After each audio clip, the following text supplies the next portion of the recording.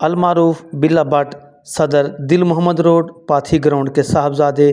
दानिश भट्ट की दावत वलीमा की तकरीब एक मुकामी होटल में मुनक्किद हुई, जिसमें सीनियर ताज रहनमा हाफिज़ खालिद वलीद, पाकिस्तान मरकज़ी मुस्लिम लीग के मरकज़ी अहदेदारान अबू हाशिम, इंजीनियर हारिस डार, डॉक्टर मुज़म्मिल हाशमी, हाफिज़ सलाहुद्दीन गज़नवी, हबीबुर रहमान चीमा, आरिफ नसीम कश्मीरी, हमज़ा जवेद भट्ट, अली इमरान ख़ान, आतिफ़ भट्ट, मलिक अरशद, इफ्तिखार भट्ट, महमूद मुशर्रफ, जावेद अज़ीज़, हारिफ अमीद, बशारत भट्ट, आसिफ अकरम भट्ट, तलाल भट्ट, असद भट्ट, सलमान भट्ट, असद ज़हीर, उमर भट्ट, ज़ैन भट्ट, अब्दुल्ला भट्ट, बिलाल भट्ट, अरहम भट्ट, मुस्तफ़ा भट्ट, अयान भट्ट, मुहिब भट्ट, रिसालत भट्ट के अलावा रिश्तेदार, अजीज़ व अकारब, दोस्तों और ताजर बरादरी की बहुत बड़ी तादाद ने शिरकत की।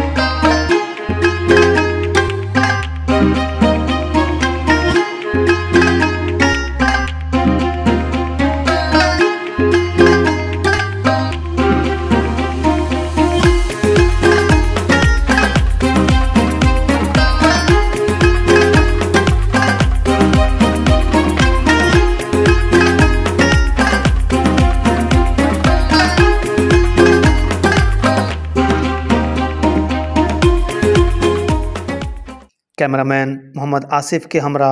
हाजी मोहम्मद सईद, DN न्यूज़, लाहौर।